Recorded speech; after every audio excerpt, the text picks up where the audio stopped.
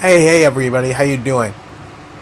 Well, in the time since I first built this presentation and now the White House has rescinded its plan to basically cut off federal funding, which would total $3 trillion in aid. Yeah, you heard what I said, 3 trillion. Think about it.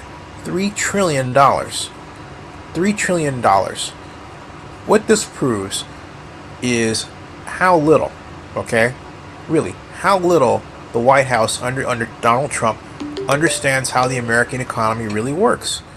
And there are people who think, well, you know what?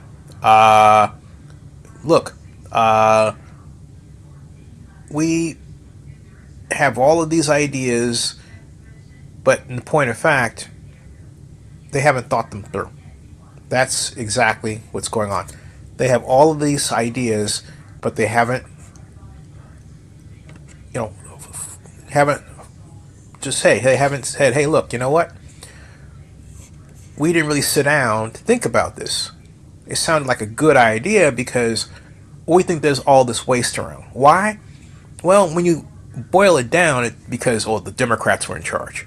That's stupid.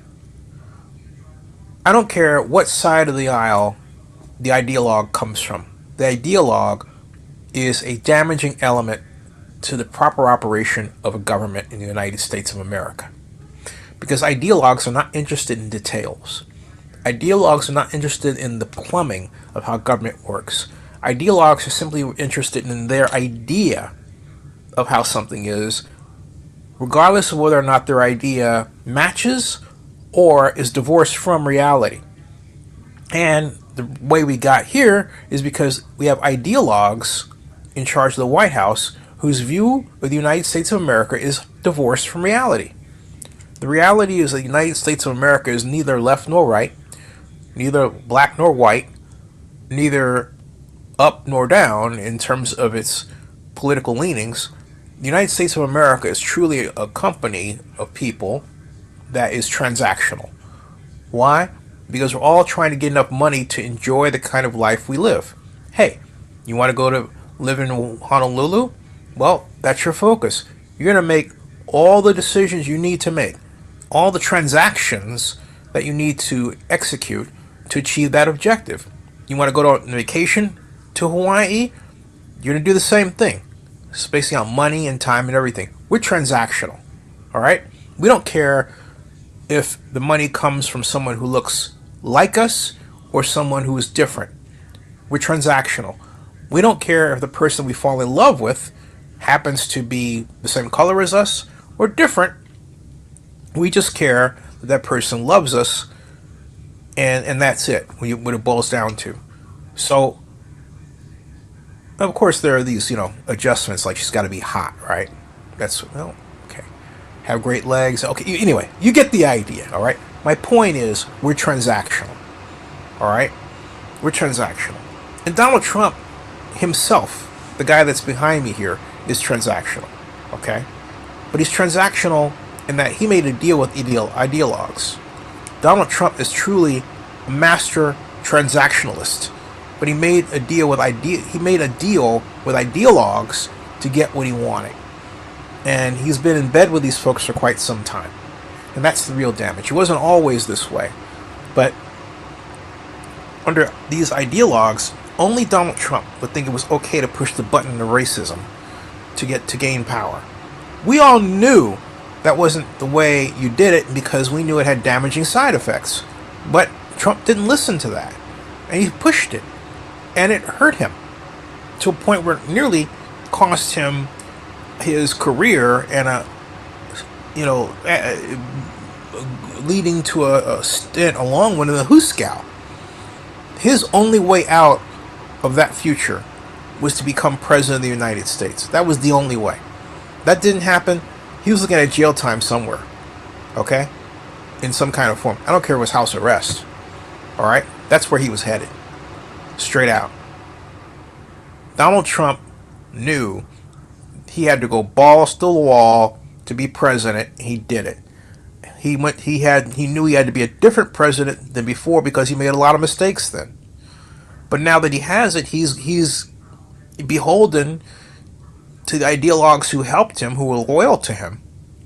And so he's coughing up some of their mistakes. This federal funding freeze was the biggest one. This was stupid. And as I said in my previous video, Donald Trump just bought my party, the Democratic Party, the 2026 midterm elections. The damage, I'm telling you, is going to be enormous. It's going to cost a lot of Republicans their jobs. A lot. A lot of people have soured on Donald Trump already. It started. And you don't mess with people's money. And I said it just like that. You don't mess with people's money. I said it deliberately, colloquially. You don't mess with people's money. All right? You want to find out what the United States is really based on? Like I said, it's transactional. When you take away a person's ability to live the wonderful life of the United States of America, they get pretty upset really fast. Okay? Really fast. Okay? And that's what Donald Trump was headed for. I mean, that was what President Trump was headed for. He rescinded it, but now everyone's thinking, hey, look, you're absolutely nuts. What did you do that for? Okay? So, I want you to, here's the latest information. White House rescinds federal funds freeze memo. It's great that it happened right here, as you can see. And I want you to also see this, folks, as I close this. This is the impact this would have had on the city of Oakland alone. $60 million. It will cost Oakland $60 million in revenue. Yeah, watch this. $60 million in revenue. Okay? $60 million in revenue right here, as you can see. Here's the layout, and here's the area where revenues are gained from the city right here in terms of grants and subsidies. See that? Right there? That would have been nearly wiped out. $60 million gone and the jobs that go with it. All right? And that's just the city of Oakland alone. So, hey, look. Thankfully, we're out of it. According to the CNBC article that I just showed you where White House rescinded it, it says the White House formally rescinds a controversial memo, which means that I should have got it because Zenny 62 Media is on the White House press list. Thank you very much to the Trump administration for putting my company back there. And we are doing everything we can to both report what the president does and also be, a friendly critic when it is appropriate to do so, right? And so I'm going down here to see if when the White House sent that information regarding the rescission of this awful decision. Awful decision. And so I've got that from Kim Paxton, Daily Guidance and Press Schedule, there, Office Communications In-Town Pool Report. Let's see here. I think I'm going to have to find it and make a new blog on it because and go from there. Because I see here that the White House was rescinded, but they may not have put out a formal. Well, CNBC says it was formal. Here. And yeah, CNBC says it's formal, but I'm literally not getting the memo here at all. All right, let's see. Show all history there today. White House rescinds. Right, let's have a look at that. All right, key points. The White House formally rescinded a controversial memo that ordered a freeze on federal grants and loans. The freeze, which had been set to take effect late Tuesday afternoon, was paused Tuesday by a federal judge to give her time to consider arguments challenging its legality. The memo ordering the freeze had been issued by the Office of Management and Budget. And let's see here. And the White House on Wednesday formally rescinded a controversial memo that had ordered a freeze on federal grants and loans to give agencies time to review programs for their compliance with President Donald Trump's agenda, NBC News reported. But the White House told CNBC that executive orders issued by Trump on funding reviews remain in full force and effect and will be rigorously implemented by all agencies and departments. The recession of the original Office of Management and Budget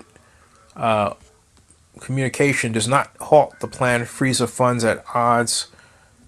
This doesn't make any sense. It says the recession of the original Office of Management and Budget does not halt the planned freeze on funds at odds with Trump's executive orders, which Office of Management and Budget said aimed to eliminate purported Marxist equity, transgenderism, and Green New Deal social engineering policies. Oh, brother.